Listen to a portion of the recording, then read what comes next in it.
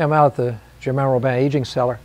Right now I want to talk a little bit about Los Nahuales Mezcal. This brand was started in 1997 by a pair of brothers who were interested in developing a cuisine in Mexico based on regional authentic cooking. And they went to Oaxaca, which is, the epicenter of authentic Mexican cuisine. And one of the things they wanted to serve in their restaurant was an authentic, Mexican spirit, which is mezcal. And not everybody knows this, but tequila is a mezcal. And mezcal is anything that's distilled from the agave plant, which is indigenous to Mexico and was a very important food and beverage source for the, Aztecs and the Zapotecs. But and they bought an old distillery in this town that had a lot of mezcal producers in it, and they bought this funky old distillery and fixed it up and started making mezcal. And they had the insight to hire a guy named Hector Vasquez, who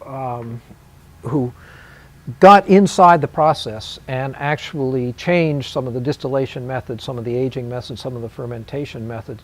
And, to my mind, this is the finest mezcal that's being produced on a regular basis in Mexico. It's a really beautiful product. And it's called Los Nahuales because it started out, I have a bottle of Los Danzantes here. It started out as Los Danzantes, and then I found out by happenstance that name already exists for wine, and it was trademarked. And so, I went back to them and said, you have to change the name. And this was back in about 2004, and they changed it to Los Nahuales. But what's most interesting about this product is that they have been working on this, now for about 18 years, and there's this continuum process of slight improvements. Can't we do this instead of that? Can't we pick it? Maybe we're going to pick these agaves a little bit later so they're a little more mature. All these little tiny details of roasting and fermenting, crushing, and so forth. And that's what it really takes. You can't just start and do one of these things, and make a great spirit. You can't just start. You can't read a book.